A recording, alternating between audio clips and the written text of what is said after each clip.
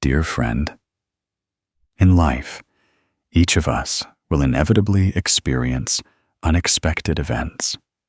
Sometimes it's a setback at work, a broken relationship, or the heavy pressures of making ends meet that tire the heart. Some grit their teeth and fight, while others let go and surrender to fate. But no matter which path we choose, we all long for one thing: to keep our hearts peaceful amidst life's storms. This question is surely not yours alone. It's what humanity has ceaselessly sought throughout history. How can one's heart remain at peace and mind stay clear amidst a tempest? If you're hearing these words, please temporarily set aside the worries that have just entered your mind. Sit still, take a deep breath, and slowly relax your entire body. Let your exhale carry away all the burdens piling up in your heart. We will embark on a journey together, not a journey to a faraway place, but a journey back to within ourselves, to a place where a peaceful sky naturally awaits you. The ancients once said that life is a sea of suffering. No sooner does one wave subside than another rises. That is the reality everyone must experience. Some face it, some avoid it, but you can't run forever, because suffering is an inherent part of human existence. The Buddha once taught in the Four Noble Truths that suffering is the first truth. Humans are born carrying that truth within them. Yet, it is precisely from this truth that we have the opportunity to learn to let go, to live freely amidst suffering without being consumed by it. Imagine if life were always smooth sailing, without a single setback. Would we truly appreciate what we have? It is precisely because there is darkness that we learn to love the morning light. And it is because of shedding tears that we deeply understand the value of a smile. Life is a mixture of both suffering and happiness, of both loss and rediscovery. When we accept that, our heart instantly feels lighter. Perhaps you're wondering, how then can one's mind find peace? It's not about trying to banish all suffering, nor is it about trying to turn life into a bed of roses, because that's impossible. Peace comes from knowing how to face the truth directly, understanding that unforeseen events are unavoidable, but we can choose how to receive them. Like in a downpour, some complain why the rain won't stop. Others choose to open their hearts to watch the raindrops fall, appreciating the freshness it brings. Peacefulness is that very choice. So be sure, before delving into the methods and lessons from the Buddha's teachings on maintaining inner peace, the Applicable Buddhist Teachings channel simply wants you to know that you are not alone on this journey. Anyone listening shares a common experience, walking the same path. And right now, at this very moment, you have taken the first steps to return to inner peace. We invite you to continue with us so that, little by little, we can open new doors, where suffering is no longer a binding chain, but a lesson that helps us grow, become stronger, and more peaceful. Dear friend, as we embark on the journey to find peace of mind, one of the first doors we need to learn to open is the art of living with sufficiency. Perhaps you, too, have been weary from the relentless cycle of making ends meet and have felt insecure from social comparisons. People often say, the more you have, the more you want. The higher you climb, the more you fear losing your position. And it is this never-satisfied mind that turns us into weary runners on an endless path, never finding true joy. So, let's pause for a moment to delve into ancient wisdom. to know contentment is to be happy. In Buddhist teachings, the concept of trituku, meaning knowing sufficiency, is considered a crucial route for nurturing happiness. The Buddha once reminded his disciples that insatiable greed is the root of suffering. That is also part of the Four Noble Truths, when he pointed out that suffering originates from craving and endless desire. Humans, wanting more, better, and prettier things, create countless burdens for themselves. When we cannot control that craving, we are led by it, making our entire lives a restless and weary pursuit. But when we know when to stop, when we know sufficiency, our mind will naturally lighten, and our heart will be at peace. I recall the story of farmer Nguyen Van Hoa in a small village in Thanh Hoa. He only had a small plot of land and a few chickens in his yard. Day after day, he went to the fields, tilled, planted, and nurtured each rice bed.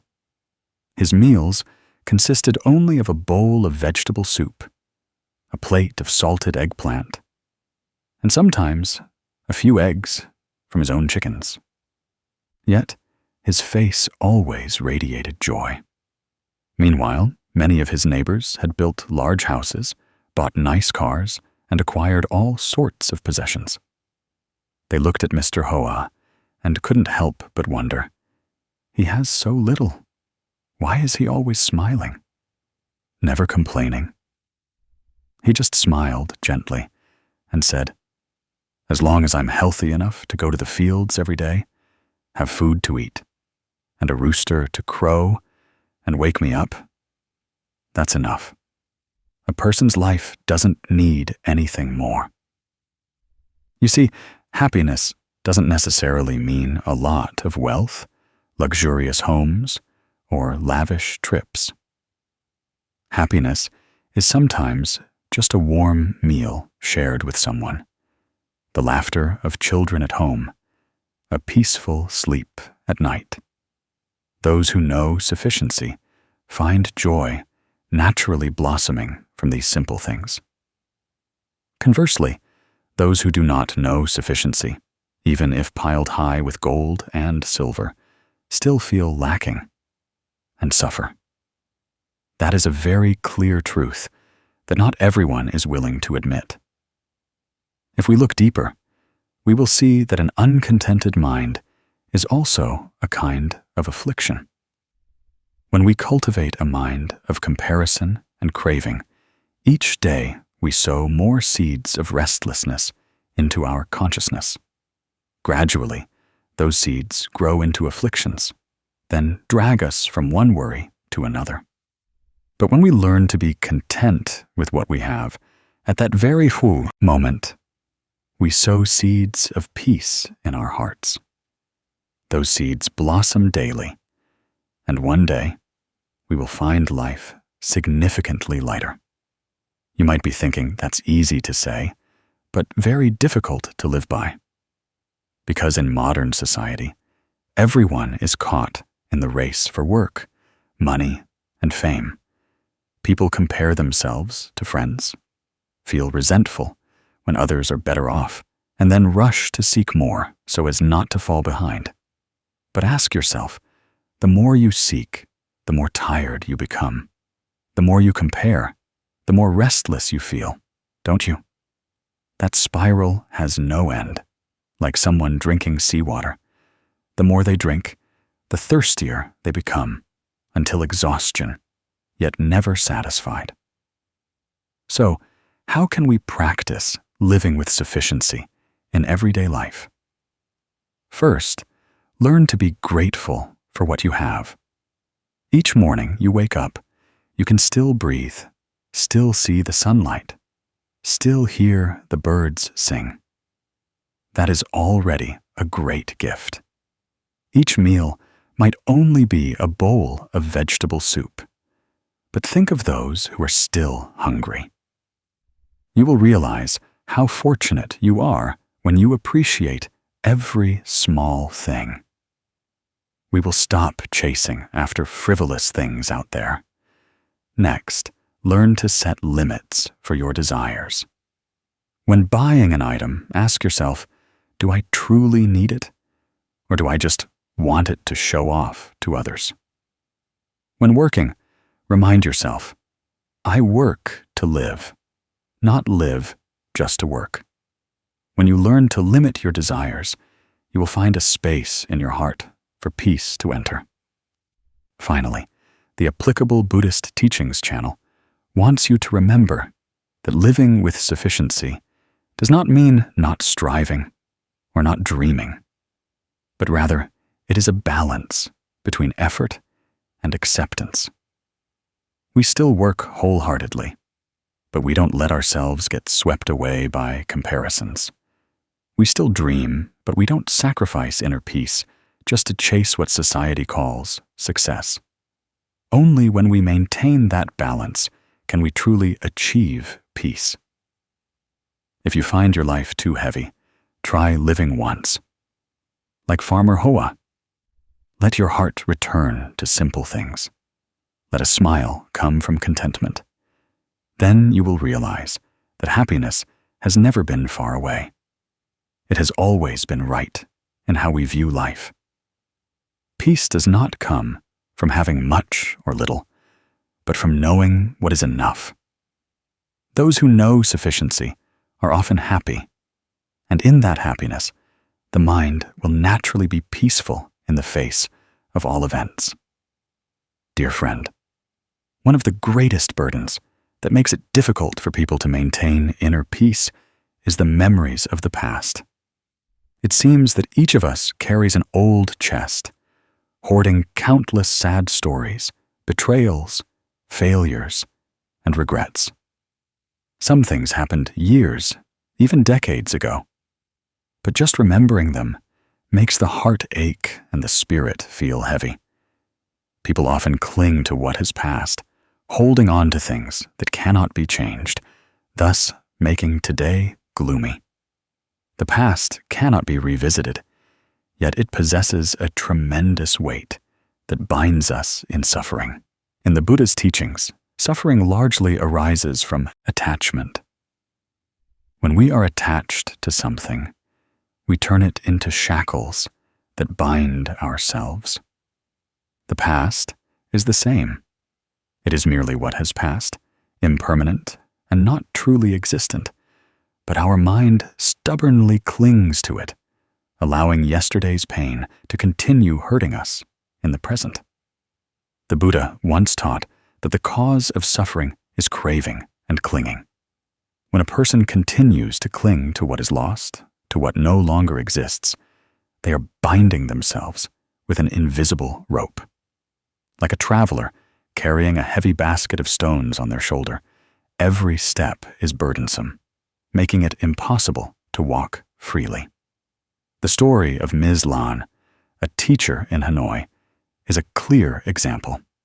She once loved someone with all her heart, entrusting all her trust and hope. However, that love shattered when she was betrayed. From that day on, she closed her heart, no longer opening up to anyone. Even though many years passed, she still lived in old memories, still talked about that pain with friends, and still feared the thought of loving again. For her, the past seemed to have never closed. Then, one day, a friend invited her to attend a Dharma talk. There, she heard a story about the meditation of letting go. The teacher explained, "Imagine you are carrying a basket full of stones on your shoulder. Each stone is a pain, an unhappy memory. Every day you add another stone, and your basket gets heavier and heavier. Can you go far with that burden? Only when you release each stone, one by one, can you walk lightly." Those words were like a ray of light touching her heart. She realized that for all those years, she had been tormenting herself by clinging tightly to something that no longer existed. From that day on, she practiced letting go meditation. learning to release her stones one by one. Every day, she reminded herself that old things had passed. Old people had moved on, and there was no need to hold on to them to torment herself. And miraculously, gradually, a smile returned to her lips, and her heart felt light, as if it had never carried a heavy burden. You see, the past is something that cannot be changed. Clinging to the past is like locking yourself in a windowless room, deadbolting the door, and then complaining why you don't see any light. Buddhist teachings state that everything in life is impermanent, meaning nothing lasts forever. Love, sorrow, failure, or joy are all just waves that rise and then disappear on the sea of life. If we insist on keeping one wave, we will only become exhausted. But if we let it pass, we will see the vast ocean awaiting us. So, how can we truly release the burden of the past? First, we need to recognize that we are holding on. Often, we don't even realize we are bound by the past because we've grown accustomed to that feeling, accustomed to reliving the pain as a habit. Try sitting quietly and observing your mind. When a sad memory arises, name it accurately. This is an old pain. This is a stone in my basket. Only by recognizing it can we have the opportunity to let it go. Next, learn to forgive. Not only forgive others, but also forgive yourself. Often, what torments us most is not the mistakes of others, but our own self-blame, self-condemnation for having erred, for being weak. Forgiveness is opening the door for ourselves to step out of a dark room. When we forgive, we are first and foremost freeing ourselves. Another practice is letting go meditation. Imagine you are carrying a basket of stones on your shoulder. Each time you inhale, identify an old memory that is causing you suffering. Each time you exhale, release that stone. You can practice this many times throughout the day, and you will feel your body and mind gradually becoming lighter. Finally, learn to live fully in the present moment. The past is gone. The future hasn't arrived. Only the present truly exists. When you eat, just eat and savor the flavors. When you walk, just walk and feel each step. When you talk to someone, truly listen. When your mind stays in the present, the past will no longer have the power to drag you back. One who clings to the past walks in a fog, every step cold. One who releases the past has found the sunlight. Though not yet completely warm, at least the path ahead has brightened. The past is something that cannot be revisited or held on to. It only causes self-suffering. Only by letting go can you truly feel free. Releasing the burden of the past is giving yourself a pair of wings. When those wings open, you can truly fly and see life from a different perspective, one that is lighter and more compassionate. Have you ever wondered what makes people relentlessly chase after fame and fortune, yet never seem to find enough? Some early mornings, as the streets are still veiled in mist, streams of people rush along, also carrying a burden in their hearts, a hurriedness, a longing to have more, to be more successful. But do we ever pause for a moment to ask ourselves, where exactly are we running to? What are we searching for? And will it truly bring peace to our souls? Often, in that intoxicating pursuit, we exchange what is most precious, yet fail to realize it until it's too late. The Buddha once taught that human greed is bottomless, like a vast ocean that, no matter how much water is poured into it, is never full. We often think that just a little more will make life better. A little more money, a little more fame, a little more status, and we'll feel satisfied. But then, upon achieving it, we still find it's not enough. And so the whirlpool of craving continues to sweep us away. This is the cause of suffering, one of the truths pointed out in the Four Noble Truths. Suffering arises from greed, hatred, and delusion. In the cycle of fame and fortune, many forget that all things are impermanent. Money, status, power are merely temporary things that come and go. When karmic retribution arrives, when old age and illness set in, we suddenly realize with dismay.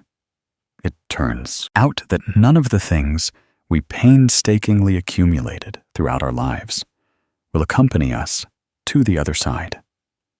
Only the good or bad karma we have sown and the merits we have created will accompany us. In Buddhist scriptures, there is a saying, "The greatest wealth of a human being is health and wisdom. The most precious treasure is love and merit." Yet, we often forget this. We think that happiness lies in having more than others. But the truth is, happiness simply lies in simple things: a hearty meal, a peaceful sleep, good health, a heart unburdened by greed, hatred, and delusion.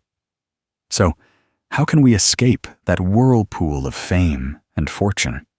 First, we need to recognize the impermanent nature of all things. Money is merely a means to live, not the ultimate goal of human life. Learn to stop, reflect, and know sufficiency. When we know sufficiency, the mind naturally finds peace. When we are content with what we have, life will become lighter. Second, dedicate time to spiritual values. No matter how busy work gets, don't forget to return to your family, to your loved ones. A handshake, a word of inquiry, a warm meal is more precious than silver, gold, and jewels. When we sow love, we are sowing blessings for ourselves and for future generations. Third, take care of your body and mind. Don't wait until illness strikes to realize the importance of health. Dedicate time to exercise. Maintain your body, nourish your soul through meditation, through moments of clear awareness. When the body is at ease, the mind will easily find peace. And when the mind is at peace, life will naturally be less suffering. Finally, know how to let go. Letting go does not mean abandoning everything, but rather not letting fame and fortune bind your soul. We can still work, still strive for a better life, but do so with a light heart, with a spirit of service, not to satisfy ambitions. When we are not attached, fame and praise are merely means, no longer shackles. Dear friend, human life is very short. Don't wait until you're on a sickbed when death is near to realize that for so many years you have lived wastefully in the whirlpool of fame and fortune, forgetting what is truly important. Learn to stop, cherish your health, love your family, and cultivate merit. Because in the end, only love and good deeds are the companions that go with us through the journey of life and death. There is a saying that the applicable Buddhist teachings channel deeply cherishes. Fame and fortune are like passing clouds. Only the human heart leaves its mark.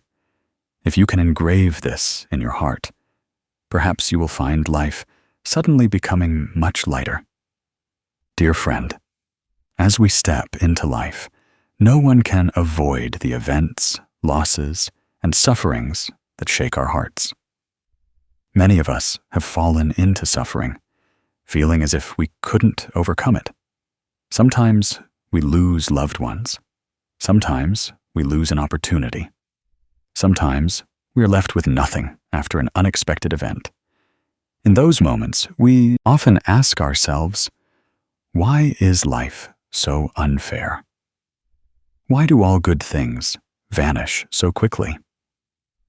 But then, illuminated by the light of Buddhist teachings, we realize there is an important truth that the Buddha taught. Everything in this world is impermanence. Impermanence means that nothing lasts forever. All phenomena change. They all come and go. Beauty fades. Wealth disappears. Joy only stays for a while, and even suffering never lasts forever. This is the truth that sometimes we know, but refuse to accept. When we cling, when we wish to hold on to things that are inherently subject to change, suffering immediately arises.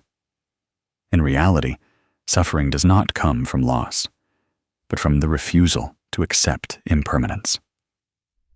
In Buddhist teachings, impermanence is not a pessimistic notion, but a reminder full of awakening.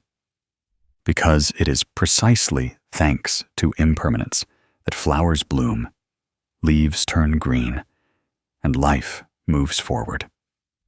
And it is also thanks to impermanence that today's suffering will pass, giving us another chance to renew ourselves, to start anew, and live more fully. I recall the story of elderly Mrs. Tran Thi Le in Hue. She lived a simple life, selling small goods at the market to raise her children. Though not well off, her family was always warm and cozy. Until one day, a big storm swept through. Her small house was blown away, and all her goods were lost. Years of painstaking effort suddenly turned into nothing. In the days that followed, the old woman suffered so much that she couldn't sleep. Tears kept falling as she thought of her old age, trembling hands and feet, yet having nothing. But then, good karma led her to a pagoda. During a Dharma talk, she heard the Venerable Master speak about impermanence. The Master explained that human life is like a river. Water constantly flows. Nothing stays still. Houses, possessions, even this body will eventually be lost. What we need to hold on to is not material wealth, but peace of mind, love, and virtue. After hearing this, the old woman felt as if a heavy burden had been lifted from her heart. She realized that her suffering was not due to losing her house or her stall, but because she refused to accept change. From that day on, she gradually regained her composure, started rebuilding her small home, continued her trade, lived more simply, and her heart became much more peaceful than before. Mrs. Lee's story helps us understand that when we know how to live with impermanence, we no longer suffer for too long in the face of events. Storms can sweep away a house, but they cannot sweep away resilience and love. Loss can make us fall to our knees, but it is also through loss that we learn to stand up, learn to cherish what remains. Have you noticed how many times in life we thought we couldn't overcome a certain sorrow? But then time passed, wounds healed, and we smiled again, loved again, and continued to live. That is the manifestation of impermanence. Suffering does not last forever, and neither does happiness. That is precisely why we must know how to cherish the present moment, how to live fully, with each breath, each instant. Practicing acceptance of impermanence is not giving up, but knowing how to dwell peacefully amidst change. When facing a loss, instead of resisting and complaining, we can take a deep breath and tell ourselves, "This too shall pass." When facing joy, instead of clinging and fearing loss, let us be grateful and enjoy it fully. Because joy is also just a passing guest. One way to cultivate the view of impermanence is through meditation. Each day, you can sit quietly and observe your breath flowing in and out. As you inhale, you are aware that you are still alive. As you exhale, you smile at life, changing every second. When you look at a flower, you realize it is blooming now and will eventually wither. When you see rain, you know it will stop. From that, you learn the lesson that everything comes and goes. Nothing is eternal. Additionally, cultivate the habit of remembering that any suffering will eventually end. Losing a job might be an opportunity to find a new path.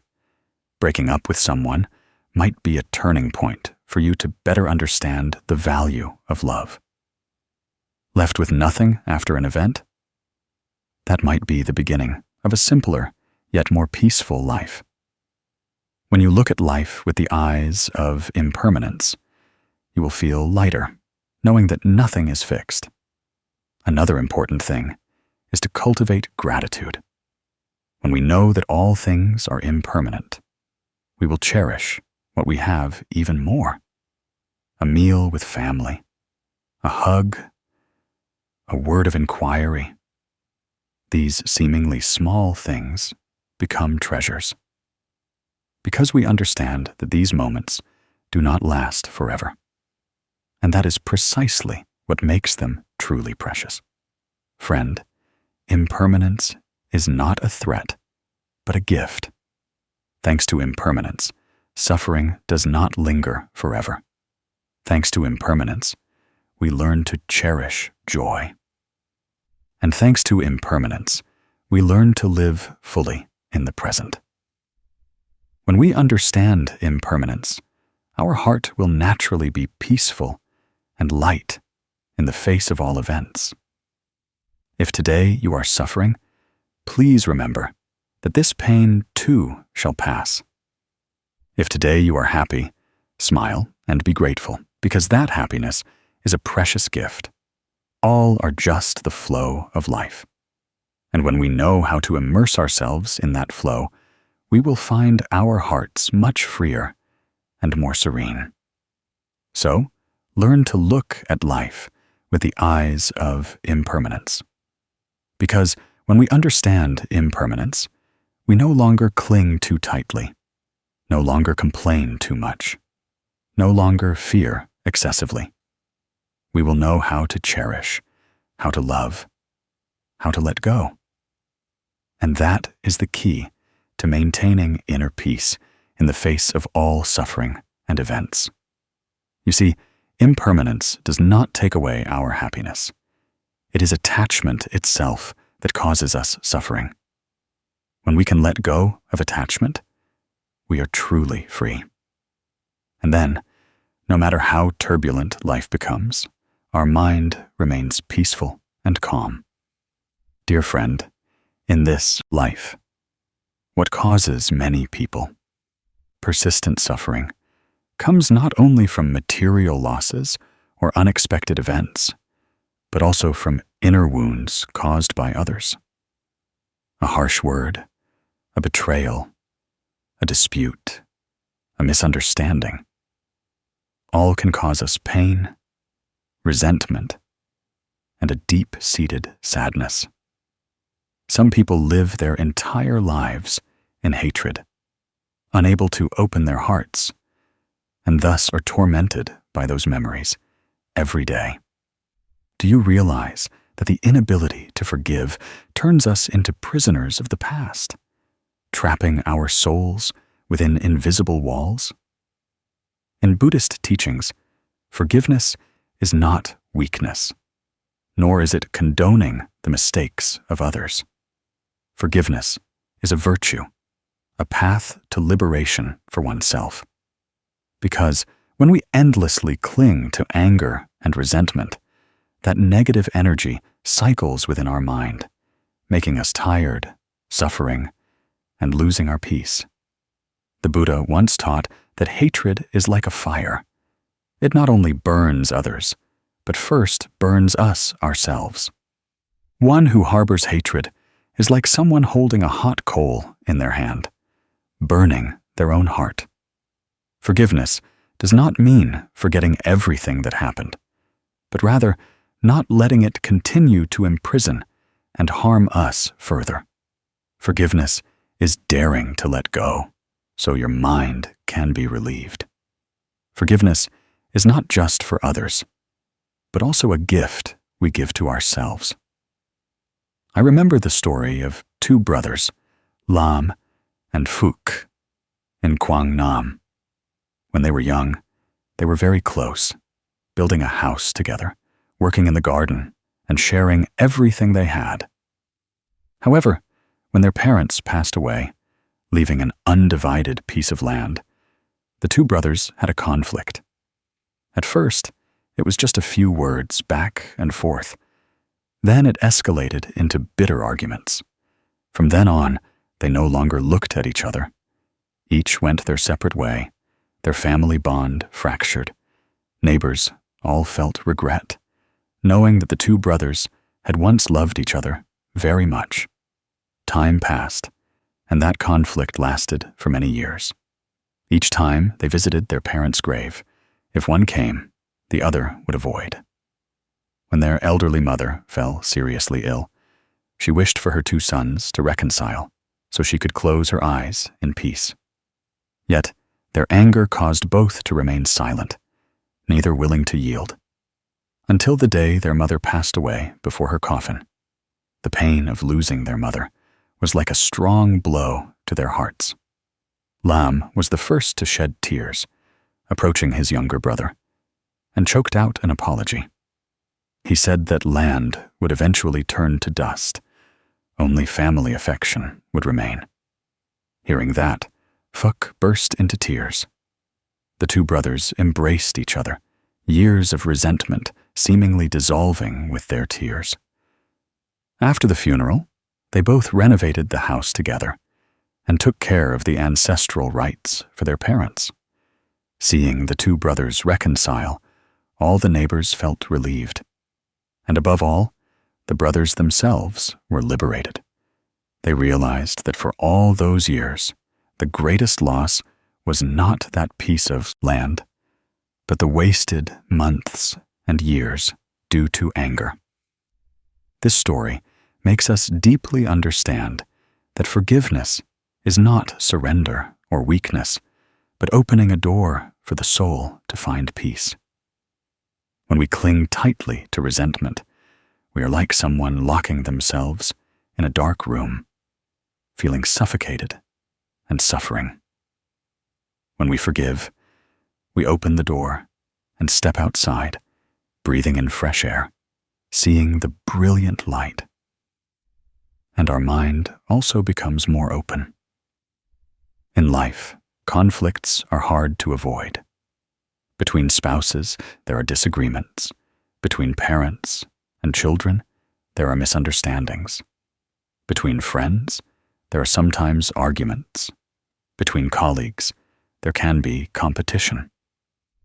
If we don't learn to forgive, those hurts will accumulate, making us grow further apart.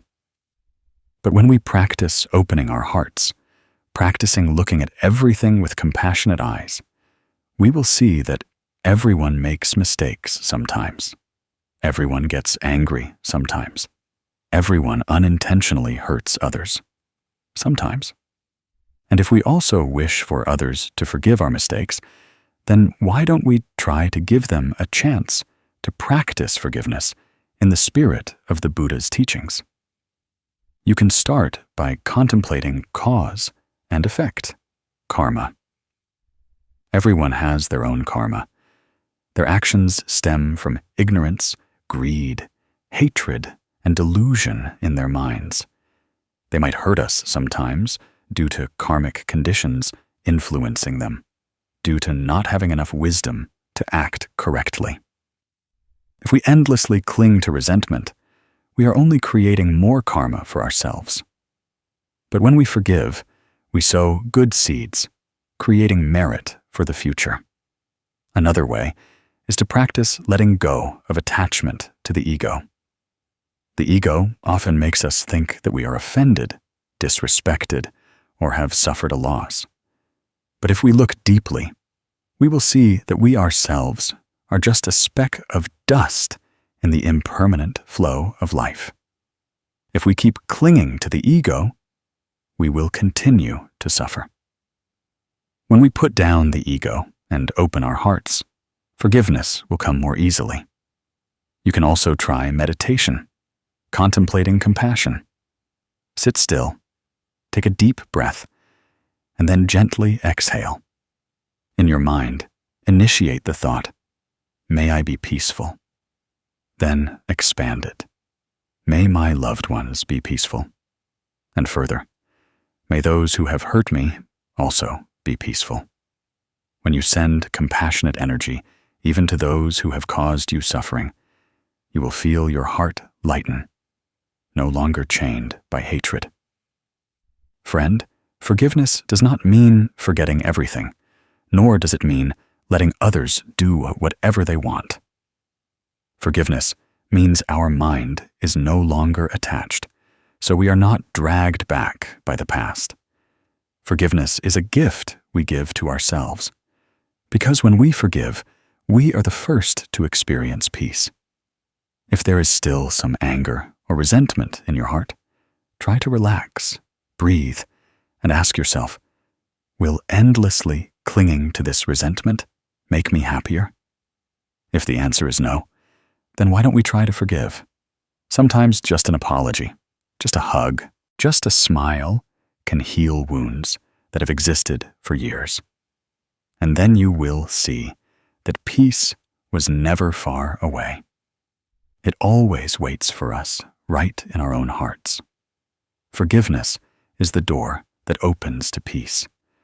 When you walk through that door, you not only liberate others, but also liberate yourself. And when your heart is light and your mind is at peace, you will see that this life still holds many things worthy of love and appreciation. Perhaps in life, each of us has experienced the heavy feeling caused by old matters. Sometimes it's a hurtful word, sometimes a misunderstanding, or an event that makes us feel unfairness or injustice. We hold it in our hearts. The more we hold on, the more uncomfortable we feel. The more we try to explain, the more stuck we become. Like someone holding a hot coal in their hand, thinking they'll wait for the right moment to throw it at someone else, but unaware that they themselves are the first to get burned. That suffering comes from attachment, from clinging to things that have already passed, yet hoping they will change according to our wishes. People often say, letting go is hard. But in reality, it is precisely because we don't let go that we suffer. In Buddhist teachings, the cause of all suffering largely stems from clinging. When we want to hold on to everything, from fame and fortune, emotions, to every word spoken in competition, the burden on our shoulders grows heavier each day. The Buddha taught that this life is inherently impermanent. All phenomena constantly change according to causal conditions. If we refuse to acknowledge impermanence and stubbornly cling, we will forever be entangled in a cycle of afflictions. Many people mistakenly think that letting go is losing, being at a disadvantage, or being weak. But in truth, letting go is an act of wisdom, a wise choice to restore freedom to the soul. There is a short but profound story often used by masters to remind their students. A Zen master poured tea for a student. The teacup was full, but he kept pouring, and the tea overflowed. The student, perplexed, said, "Master, the cup is full. No more can be poured in." The master smiled and replied, "Like your mind, if you keep holding too much, containing too much, there will be no room for peace to enter. To receive something new, you must know how to let go of what is old." The image of that overflowing teacup is a lesson in letting go. We suffer because we keep wanting to hold, keep wanting to cling. We find peace when we know how to gently put things down. The Applicable Buddhist Teachings channel wants to tell you the story of Miss Mai, an ordinary woman who worked as an office employee in the city. She was naturally diligent, hardworking, and well-liked by her colleagues. However, once at work, due to the envy of another colleague, she was sabotaged, misunderstood, and even lost an opportunity for promotion. The feeling of injustice made her cry many nights, suffer from chronic insomnia, and her mind felt so heavy that she found no joy in life. She carried that deep resentment for many months, her heart always feeling heavy, as if burdened by a stone. One day, by chance, during a talk at a pagoda near her home, she heard the venerable master recount the story of the overflowing teacup. Those words startled her. She realized she was like someone clinging tightly to a teacup filled with resentment, leaving no room for joy and peace to enter. It turned out that the more she held on to the injustice, the more she tormented herself. The other person might have lived normally, but she suffered from insomnia and loss of appetite, leading to a decline in her health and spirit. That day, Ms. Mai decided to try practicing letting go. She no longer recounted the old story to friends, nor did she dwell on thoughts of revenge or explanation. She focused on her work, took care of herself, read books, and went to the pagoda to listen to Dharma talks. Miraculously, after just a few weeks, her soul felt lighter. Her insomnia gradually decreased, and a smile slowly returned to her lips. And precisely when she was able to relax her mind, her work also became more favorable. New opportunities arose. Looking back, she silently thanked the lesson of letting go, because otherwise she might have continued to suffer for many more years. Through Ms. May's story, we clearly see that suffering comes from attachment. When we try to hold on tightly, the more we want to control, the more we are tormented. But when we know how to let go, how to let the wind carry away resentments, we experience a miraculous lightness. Letting go does not mean being indifferent or neglecting things, but rather choosing a smarter, lighter way of living. Just like holding a rope. The tighter you grip, the more your hand hurts. Just let go, and your hand is immediately free. Life is the same. Much of our suffering comes from how we hold on. In everyday life, there are many things we can practice to learn how to let go. First is to practice accepting that things won't always go our way. Work has its ups and downs. Relationships sometimes flourish, sometimes break apart. Health has good days and bad days. Only by understanding the law of impermanence do we see that nothing is permanent, so there's no need to cling stubbornly. Next, cultivate the habit of observing your mind. When anger or resentment arises in your heart, take a deep breath, look directly at it, and ask, "Why am I holding on to this?" Usually, with just a few minutes of calm reflection, you will realize that anger is not worth nurturing further. And finally, replace resentment with good deeds. When we spend time helping others, caring for loved ones, and cultivating compassion, negative emotions will naturally dissipate. Letting go can also start with small things. A great hatred also stems from small conflicts, a small, stubborn attachment. If each day we practice forgiveness, practice smiling, and letting things go, practice not forcing everyone to follow our will, then gradually we will have an open mind, less imprisoned by afflictions. And looking back, we will see that letting go, in fact, does not cost us anything. On the contrary, it brings much more peace.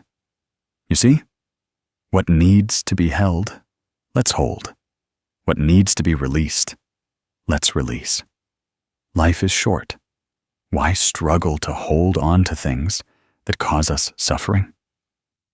Letting go is opening the door for freedom to enter. Letting go is allowing our mind to become more spacious, clear, and peaceful in the face of all events. And when we know how to let go, suffering will no longer have much room to reside in our hearts. Perhaps in life, everyone has experienced moments of waiting for something to come to them, but waiting endlessly. It never appears, trying persistently, yet never succeeding. Many have spent sleepless nights just thinking about why opportunities don't come their way, why so much effort goes unrecognized. Some, because things don't go their way, develop resentment, suffer, and feel disappointed in themselves. Others, because they endlessly chase something beyond their reach, lose the joy and peace inherent in daily life.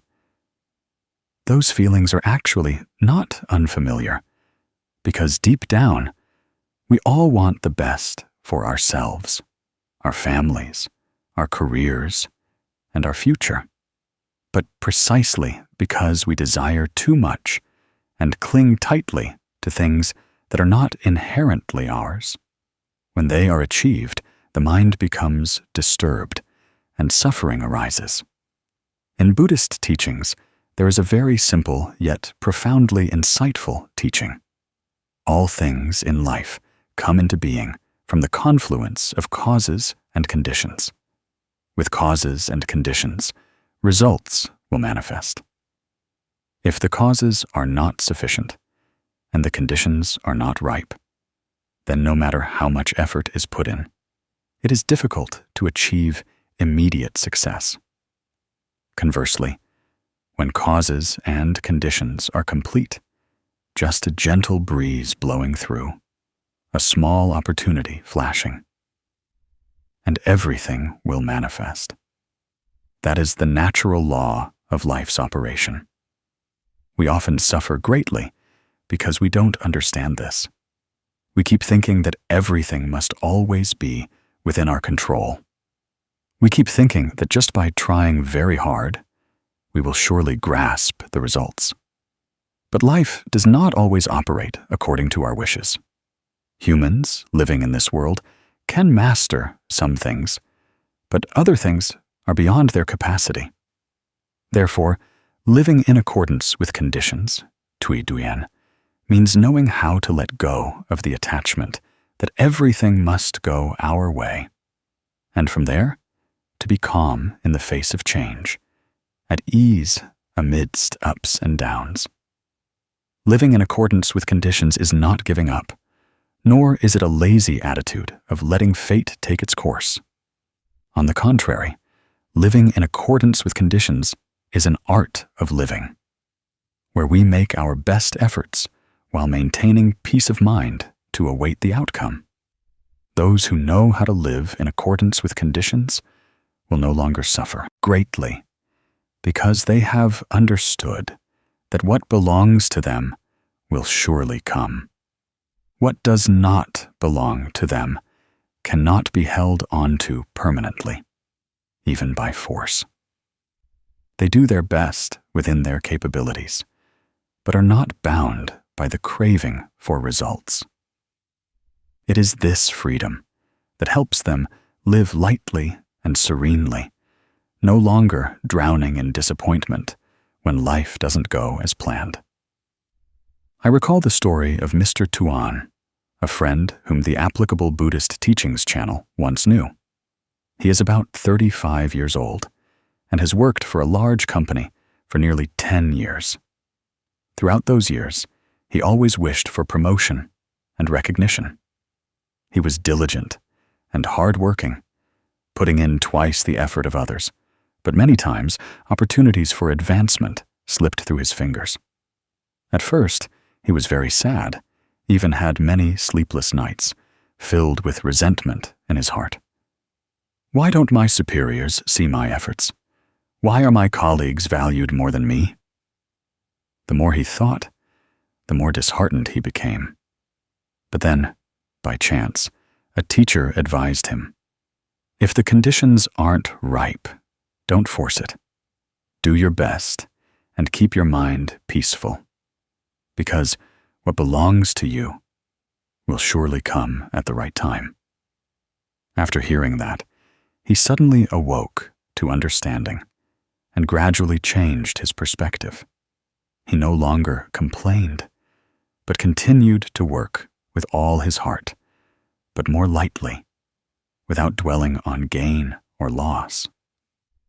Some time later, surprisingly, the company opened a new branch, and his superiors, seeing his suitability, assigned him an important position there. The new job not only helped him advance, but also aligned with his long-held strengths and passions. He shared that if he had continued to complain or give up, he might have missed this opportunity.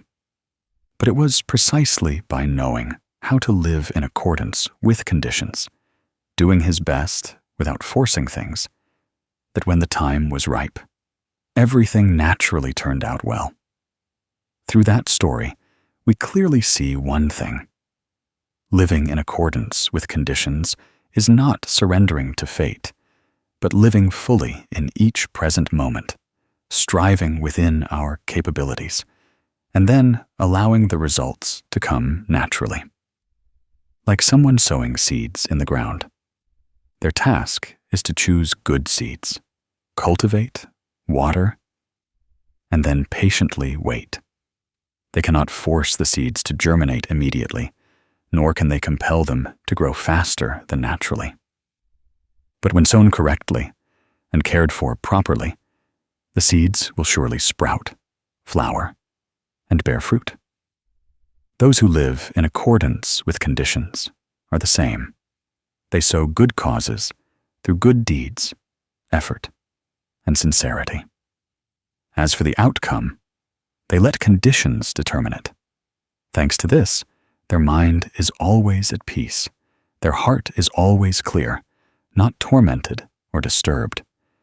Buddhist scriptures also mentioned impermanence, stating that everything in life changes. Nothing is fixed.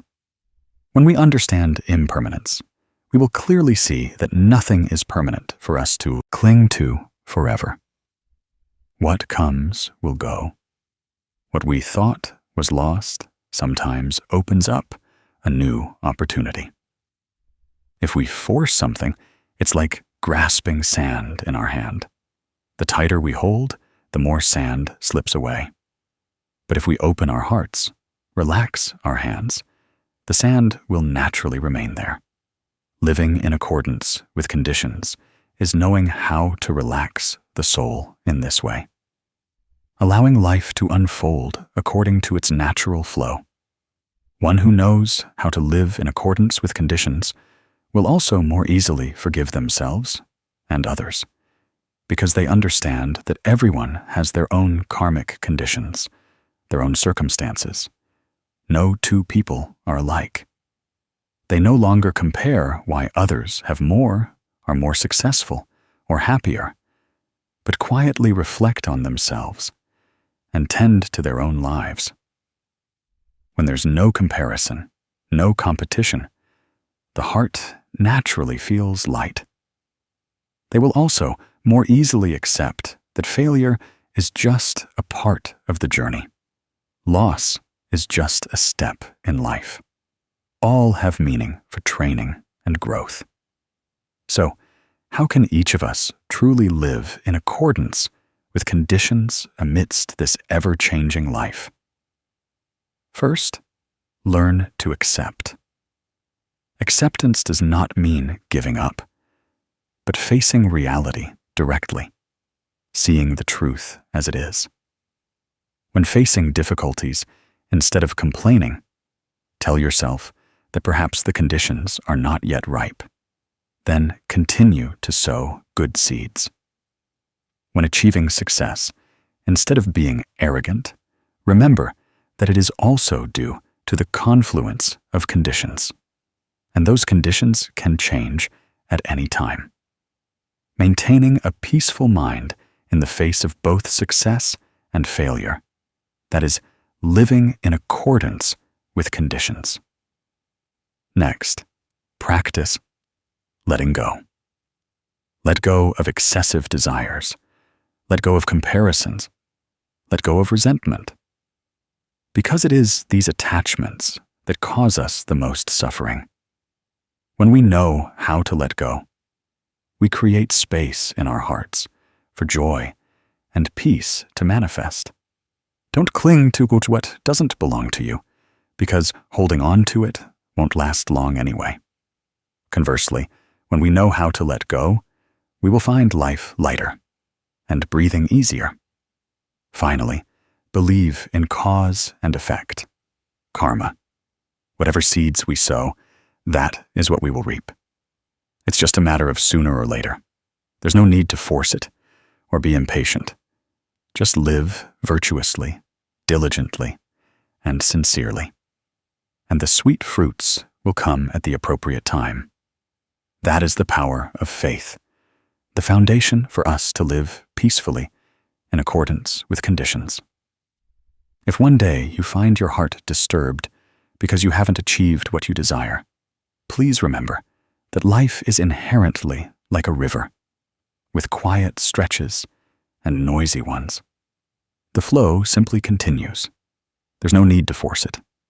You just need to be yourself, living fully in each moment, and peace will find its way to you. What is yours will never be lost, and what doesn't belong to you cannot be held onto for long. Therefore, live wholeheartedly, but also live in accordance with conditions, so that your soul remains light and at ease.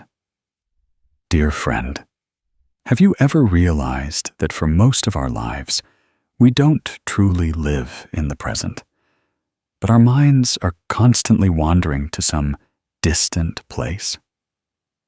Sometimes we sit at a meal with family, but our minds are busy thinking about tomorrow's work. Sometimes we are resting, but our hearts are tormented by past events. Life thus becomes a series of incomplete days, because we haven't had time to savor this moment before being plunged into regret or anxiety. People often say happiness is a journey, but if that journey is always shadowed by the past and the future, can we truly taste its sweetness? The truth is, humans are naturally easily bound by memories and imagination. We carry wounds from the past, words, mistakes, losses, and let them replay in our minds like an endless loop. Then we fret about the future, worrying if tomorrow we'll have enough to eat and wear, whether our career will succeed or fail, whether our children will grow up well. Will our health be maintained, or will it gradually decline? These worries are not wrong, but when they consume our entire mind, they make us lose the very peace we have in this moment. The Buddha once taught that life is impermanent, All things change every minute. Therefore, clinging to the past or future only makes the mind more weary. In the Four Noble Truths, human suffering is clearly shown to originate from craving and attachment. We suffer not because of the event itself, but because our mind stubbornly holds on to it and won't let go. When recalling the past, we often only select painful fragments to ruminate on, or regret good things that have passed and won't return. When worrying about the future, we conjure countless scenarios. Most of them have never happened, but still make us restless.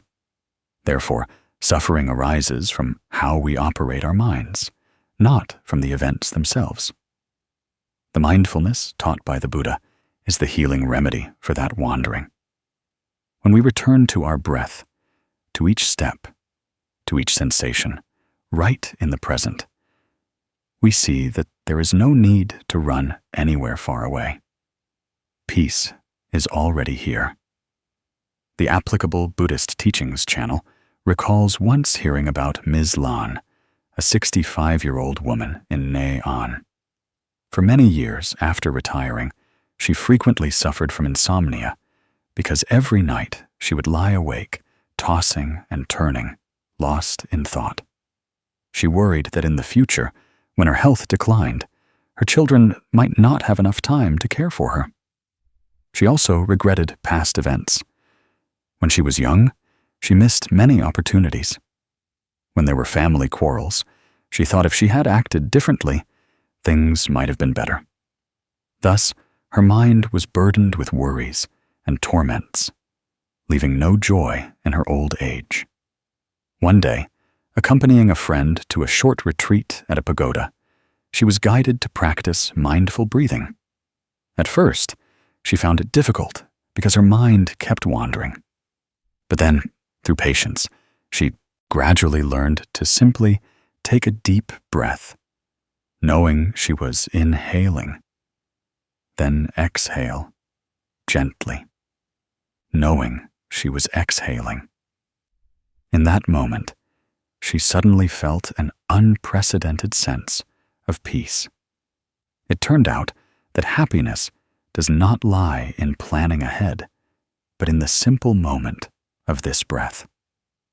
Ms. Lan's story is not uncommon, because many of us, just like her, let our minds wander and then imprison ourselves in suffering.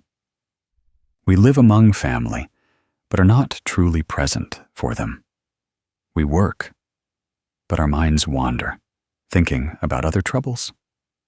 That is why, even with many achievements, we still feel empty. If we pause, just notice the sounds echoing around us. Feel our breath moving in and out. We will realize that life still holds many precious things. A leaf trembling in the wind, birds singing in the garden, or the smile of a loved one nearby. All are miracles that we can truly see only when our mind is at peace.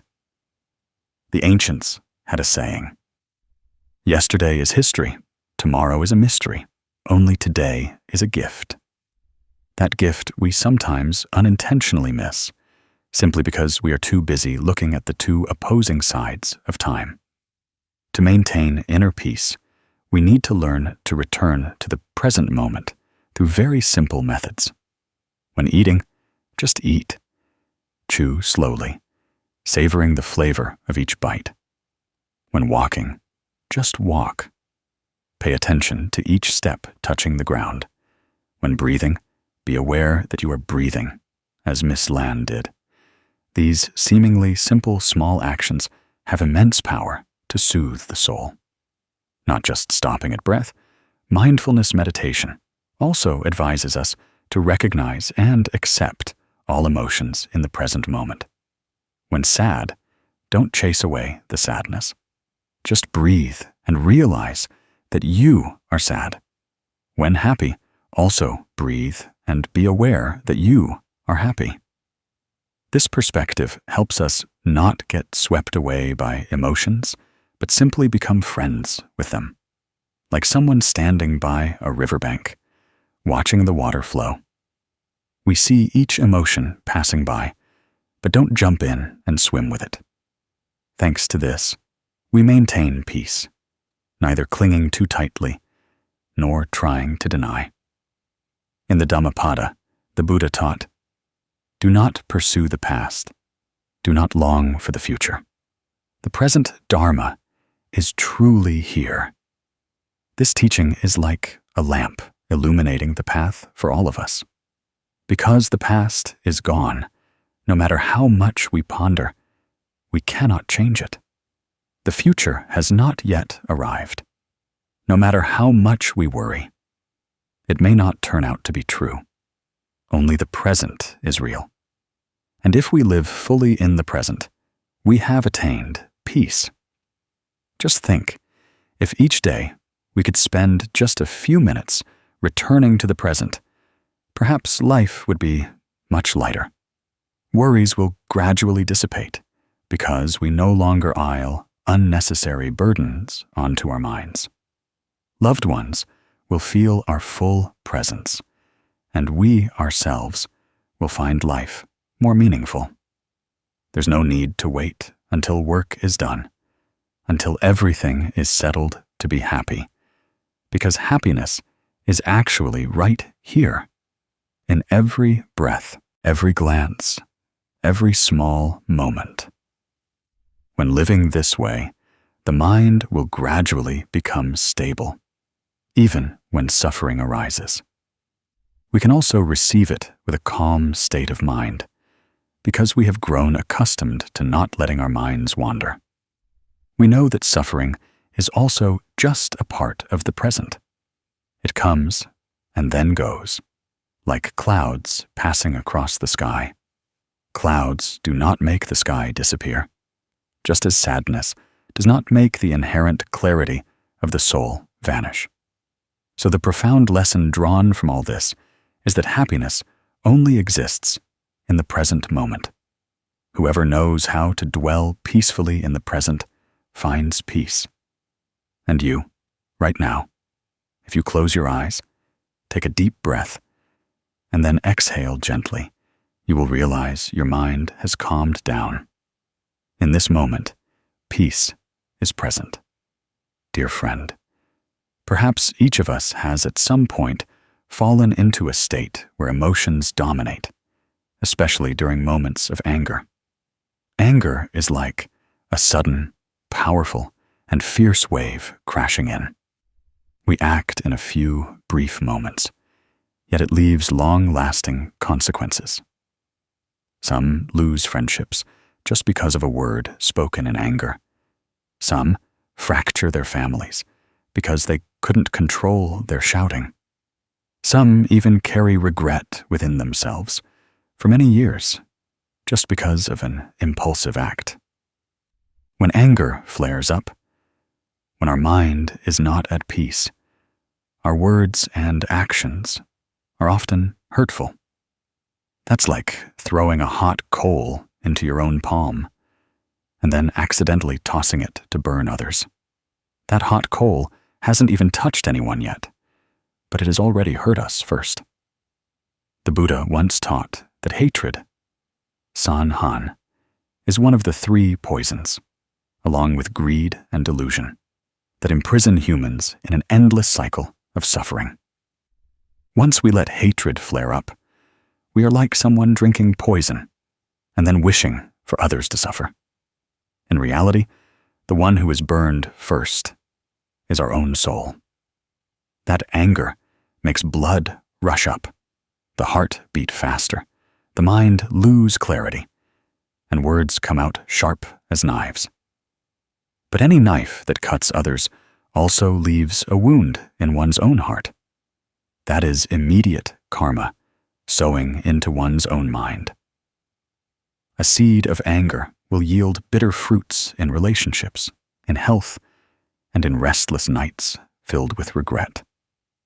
Looking at modern life, pressures from work, from making ends meet, from social comparisons make people easily erupt emotionally.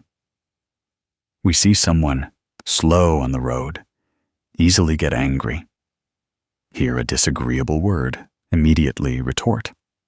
Even with the most beloved family members, just a small detail that displeases us is enough to make us snap. After each outburst, when we calm down, we often feel a sadness, an emptiness, a sense of guilt for letting anger overshadow love. That is proof of impermanence. Emotions come and go like the wind, but the traces they leave in the hearts of others are hard to erase. There is an everyday story that might make us reflect with a start. In Da Nang, there's Ms. Hoa, who owns a small shop. She was known in the neighborhood for being straightforward, but sometimes too straightforward, which made her short-tempered. If an employee made even a small mistake, she would scold them, sometimes using such harsh words that they felt hurt and cried. She thought it was a way to maintain discipline and ensure smooth work. But unexpectedly, it made everyone gradually distance themselves. One day, after severely scolding a young employee for not arranging goods neatly, she returned home in a heavy mood. Her young son, only 7 years old, sitting beside her, softly asked, "Mom, do you love me? Or why do you get angry so often?"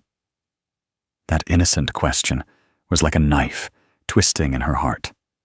She realized with dismay that in her son's eyes, the image of a gentle mother was gradually being replaced by that of someone who frequently got angry.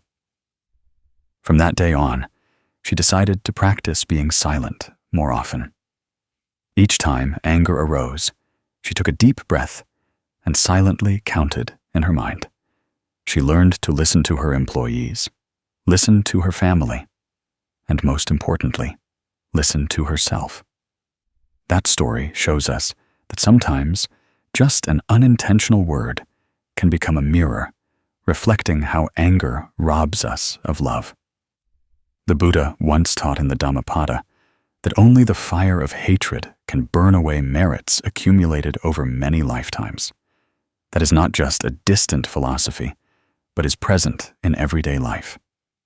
An easily angered person, no matter how talented or successful, finds it difficult to maintain the genuine affection of those around them. So, what must we do to maintain inner peace? To master our emotions, instead of letting emotions master us? First, practice silence. Silence is not a sign of inferiority or weakness, but a way for us to create a pause so that the fire of anger doesn't have time to flare up. A deep breath, a second's pause, is sometimes enough to prevent countless hurtful words. Only when we have calmed down can we truly listen.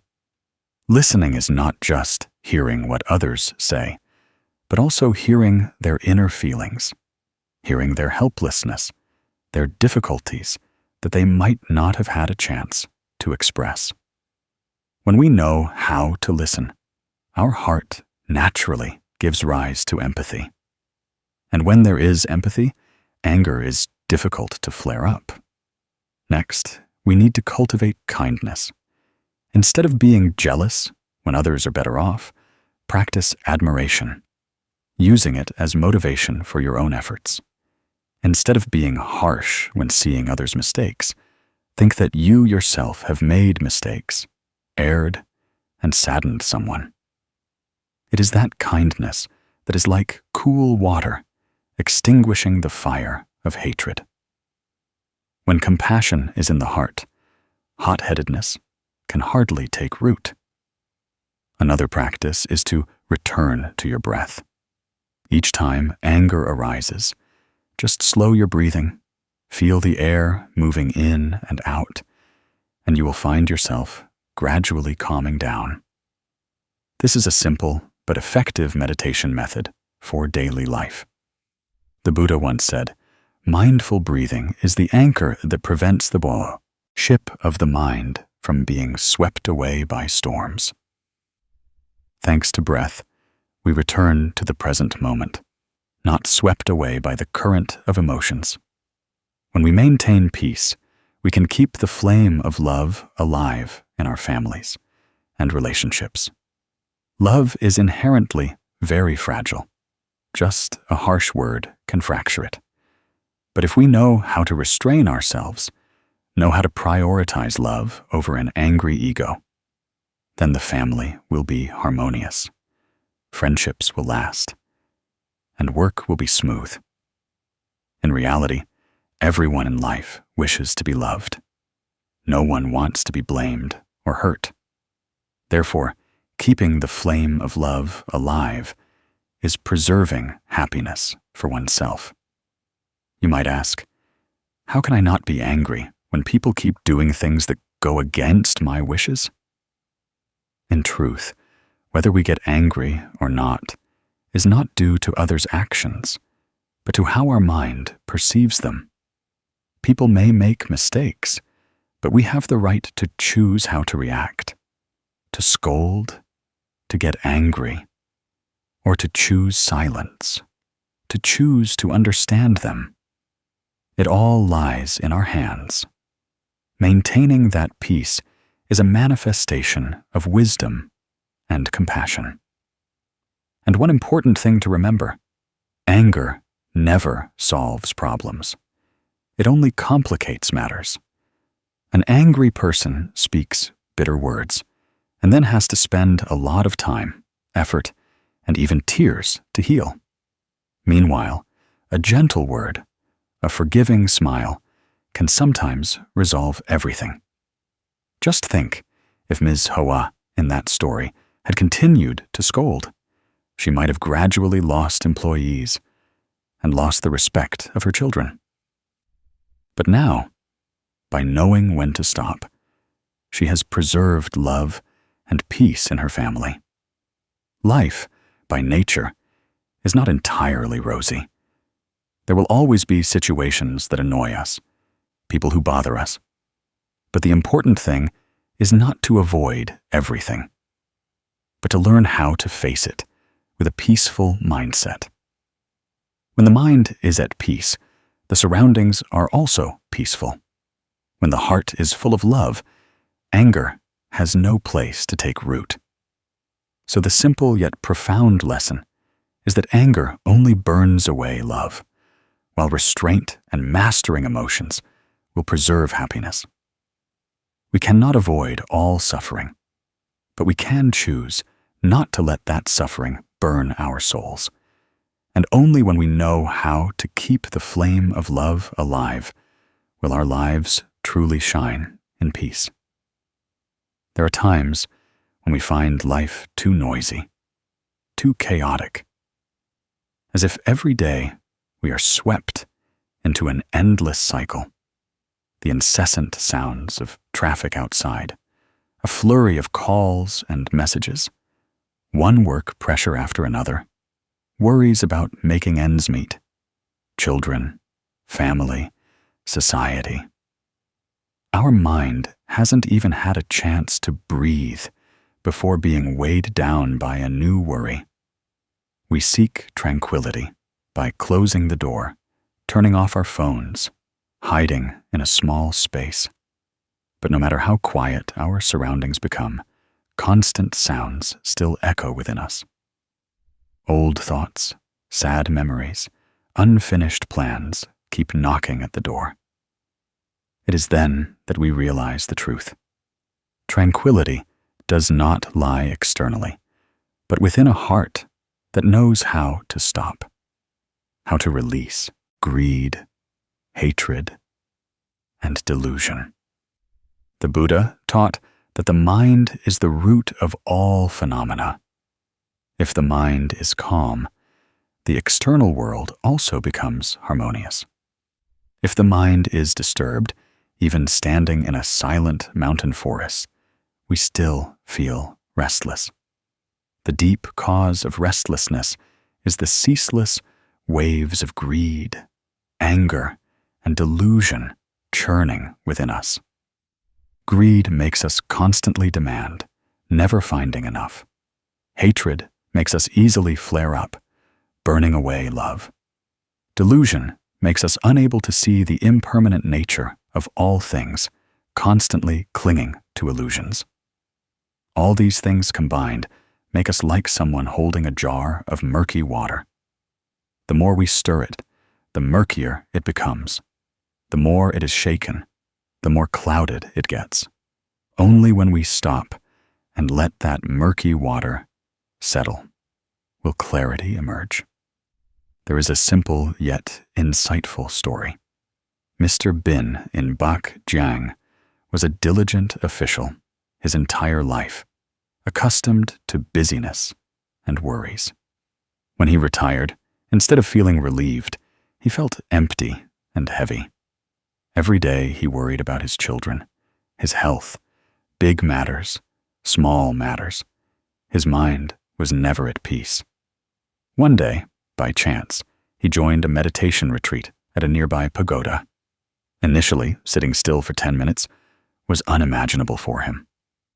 As soon as he sat down, all sorts of thoughts flooded his mind. Sometimes it was about the past, sometimes worrying about the future, sometimes remembering something he hadn't done. But then, with persistence, he focused on his breath, listened to his heartbeat, letting all thoughts drift away. After just a few weeks, he realized his mind was less agitated, and life gradually became lighter. Mr. Bin shared that he had never felt such simple peace, just by sitting quietly for 10 minutes each morning.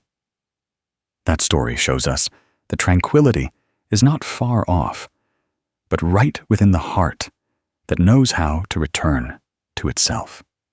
Peace does not come from distant travels, a large house, or an abundant life, but from the mind's ability to stop. When we don't let ourselves chase endless delusions, our heart naturally becomes serene.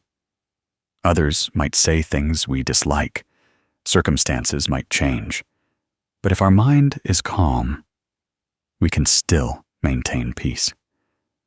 Try closing your eyes for just a few seconds.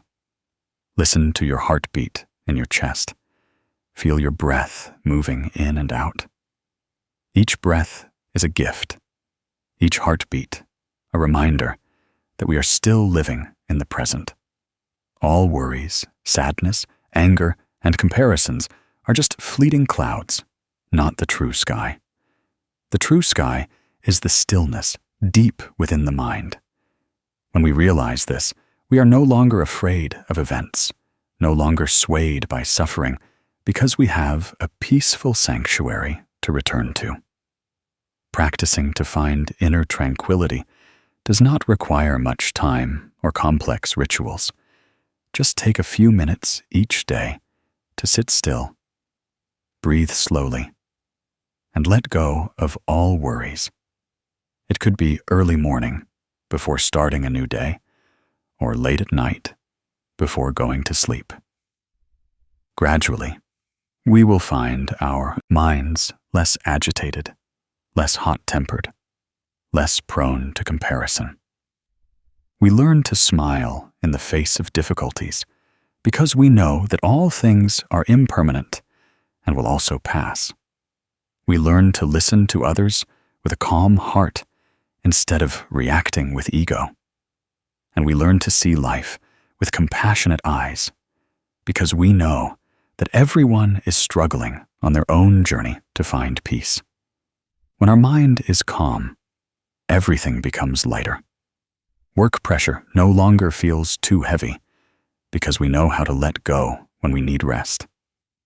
Family conflicts are also easily resolved because we choose to listen instead of argue. Worry about the future also doesn't make us lose sleep because we believe in cause and effect. Sow good, reap good. Thanks to tranquility, we rediscover simplicity in every moment of life, from a humble bowl of rice to the smile of a loved one. And most importantly, inner tranquility is the key that opens the door to freedom. When the mind is no longer pulled by greed, we feel sufficient with what we have. When the mind is no longer controlled by hatred, we maintain love in every word. When the mind is no longer obscured by delusion, we see clearly the nature of life. All things are impermanent, coming and going, like a flowing river. That understanding liberates us from fear, from restlessness, allowing us to live fully in the present. Therefore, we understand that tranquility is not found far away. No one can give it to us but ourselves. It lies within a heart that knows how to put down greed, hatred, and delusion, knows how to listen and return to the breath, to the heartbeat, to the life happening right now. That is the most stable refuge, the island of peace that the Buddha taught each person must find for themselves. And finally, remember that when the mind is at peace, the surroundings will also be peaceful. When we find inner tranquility, the external world naturally becomes harmonious. That is the priceless gift each of us can give to ourselves. Dear friend, on the journey of being human, there is a truth that each of us knows yet often avoids: death. We are accustomed to living as if we will last forever, constantly chasing work, accumulating wealth, cultivating fame. We think that these things will guarantee us peace. But then, when a health crisis strikes, or when we witness a loved one pass away, we suddenly realize that everything is merely temporary. Death does not forewarn its arrival.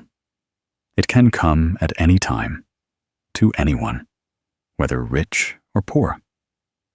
Therefore, humanity's great suffering is always living in oblivion of death, treating it as something alien, only to be bewildered, afraid, and full of regret when faced with it. In teachings, the Buddha taught that impermanence is an obvious truth. All things that have form change every single moment. This body is the same. From the moment of birth, it carries within it the seeds of illness and decay. We often forget that death is not something abnormal, but a natural part of life, like a flower that blooms and then withers, like a wind that blows and then calms, like a raindrop that falls and then dissipates. Our suffering stems from trying to deny that truth. If we cling to what cannot be held, we fear death because we still have many unfinished tasks, many ambitions, many unspoken words. But if we look with the eyes of wisdom, we will see that death is a reminder for us to live more profoundly, to love more, to let go, to reduce hatred and comparison. There is an image often used by masters to teach about impermanence: the story of the empty suitcase. Some people spend their entire lives diligently collecting, hoarding, clinging to one thing after another. But in the end, when they close their eyes and pass away, the suitcase they carry is completely empty. Possessions, status, fame, even loved ones. No one accompanies us through the door of life and death. The only things that remain are what we have sown in every moment of life: a smile given, a kind word, a love left in the hearts of others. That suitcase may be empty of material things, but it can be full of love, full of merits, if we know how to live meaningfully. The story of Mrs. Han, a 70-year-old woman with cancer made many people reflect. When the doctor announced that her illness was in its final stage, she did not complain or sink into despair. Instead, she chose to write a gratitude journal every day. Each morning, she wrote down 3 things she was grateful for: a warm meal with her children and grandchildren, the innocent laughter of a young grandchild, a gentle ray of sunshine filtering through the window. She lived fully in every minute, spending time hugging her grandchildren, telling life stories to her children, giving a gentle, kind look to anyone who visited. And then, in her final moments, she passed away with a gentle smile, like someone who had just completed a long and fulfilling journey. Her passing did not leave a heavy void, but sowed a lesson in the hearts of her children and grandchildren. Death is not to be feared, but to teach us how to truly live. From that story, we realize that if we know how to face death, we will no longer waste time on meaningless things. We will no longer squander our days competing, harboring anger, or ruminating on sadness. Instead, we will spend more time speaking words of love, forgiving, and cherishing every moment. The Buddha once taught that a wise person is one who always remembers death, not letting time pass uselessly. Because when we live with the awareness that death can come at any time, we will not dare to give up, nor dare to live superficially. We will choose to live fully, as if today were our last day. In modern life, many people are afraid to mention death. They consider it bad luck, but avoidance only makes us more restless when it actually arrives. Instead, treat death as a friend, a silent teacher. Each day, try to spend a few minutes meditating on impermanence. You can sit still, breathe slowly, and remind yourself, I will not live forever. So, have I lived meaningfully enough today? Have I spoken words of love to my family yet? Have I done any good deeds yet? Just by practicing this, you will find your mind more peaceful, no longer rushing to compete, no longer fearing the future. Death helps us clearly understand the value of life. When we know that time is limited, we will cherish every moment of the present. Each handshake becomes warmer. Each family meal becomes more precious. Each smile becomes brighter. We learn to live profoundly with small things, knowing that true happiness is like a candle. Though brief, if it burns completely, it will shine fully. Human life is the same. It doesn't need to be long. Just living wholeheartedly, with love is enough. You see, death is not fearsome if we understand it. It only becomes an obsession when we avoid and cling to it. But when we look directly at it, we find a rich source of life energy. Because death reminds us that all hatred is meaningless. All disputes eventually dissolve. Only love and goodness remain. So, learn to face death, to know how to live fully. Let your life's suitcase, when it closes, not be empty and meaningless, but full of love and peace. Please remember that every day of life is a precious gift. Don't wait until tomorrow to love. Don't wait until tomorrow to forgive.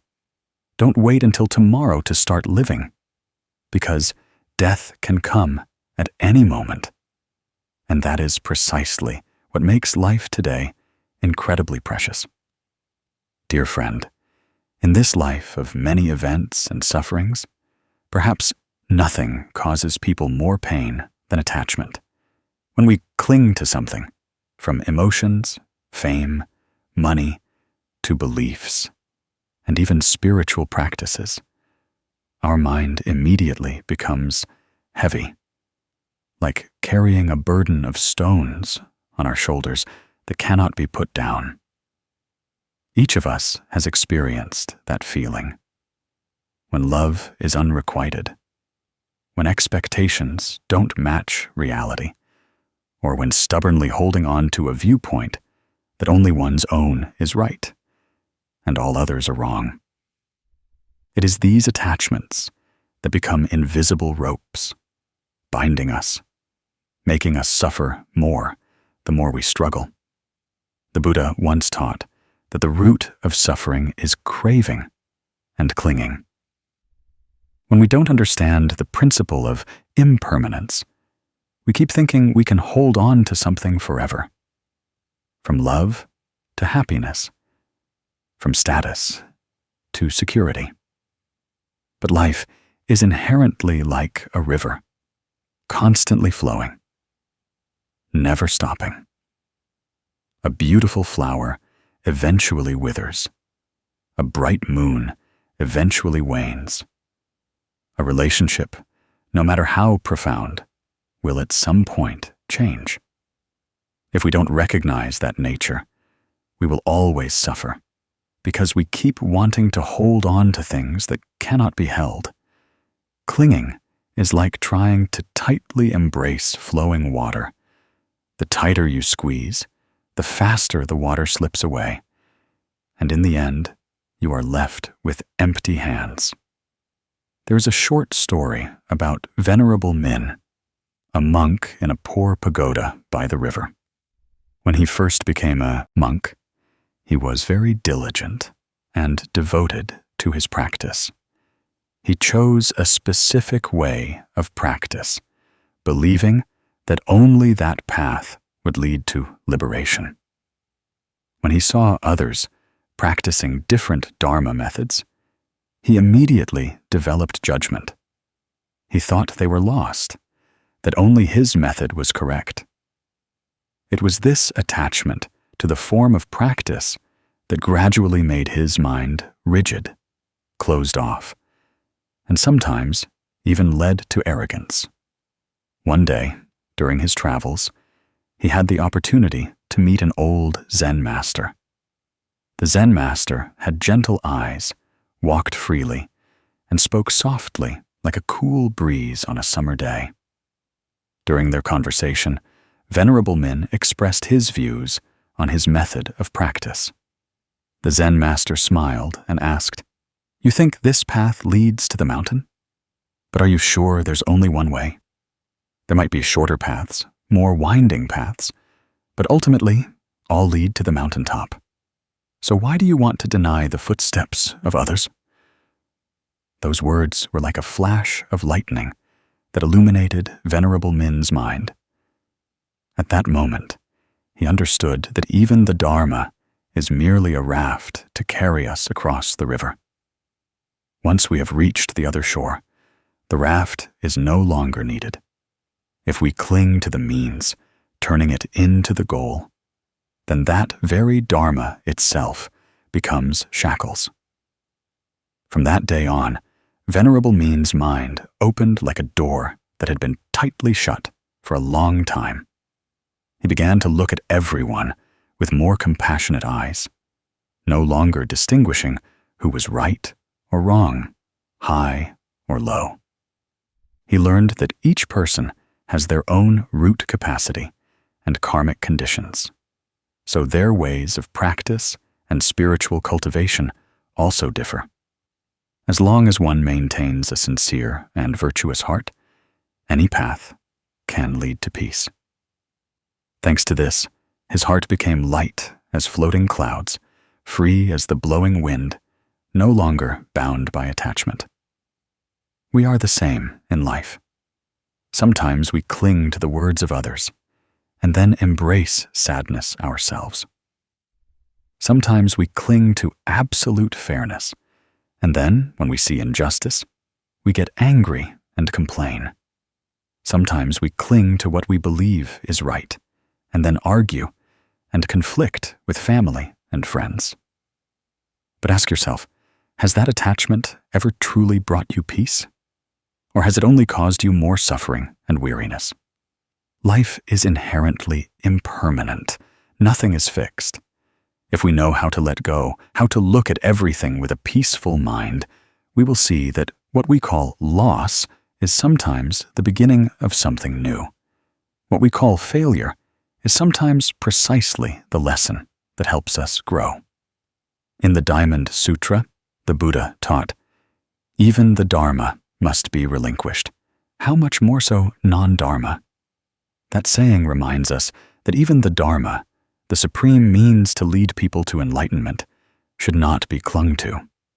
So what else in this life is worth stubbornly clinging to, only to torment ourselves? When we understand that, we will gradually practice letting go. If we can't let go of everything at once, then let go little by little. Let go of comparisons. Let go of competition for fame. Let go of endless craving. Like this, our mind will become lighter, and peace will naturally find its way. If you want to practice breaking attachments in daily life, you can start with the smallest things. When someone says something disagreeable, instead of reacting hastily, take a deep breath and ask yourself, is it absolutely necessary for me to stubbornly cling to being right? When you fail at work, instead of clinging to the outcome, see it as a valuable experience. When you see others succeed, instead of clinging to comparison, smile and offer your blessings. Like this, each day you let go a little. Your heart opens a little more. A human life is very short. If we only live to compete over who is better or worse, right or wrong, gain or loss, then in the end, we only gather weariness. But if we know how to break attachments, how to open our hearts, we will find life lighter, happier, and love more abundant. Because when we are no longer bound, we are truly free. That freedom is not about doing whatever one wants, but the freedom of a mind not dominated by afflictions, not controlled by greed, hatred, and delusion. That is true freedom. Try to imagine a kite can only fly high when its string is loosened, not when it's always pulled taut. Humans are the same. Only by letting go of attachments does the mind become expansive. Only then does wisdom shine brightly. And then we truly live every moment of our lives fully. Breaking attachments does not mean giving up everything, nor living recklessly, but living in the world without letting anything bind one's mind. When you understand this, you will see that peace is not far away. It is right in the moment you choose to put down the invisible burden on your shoulders. Finally, remember that human life is like clouds drifting across the sky.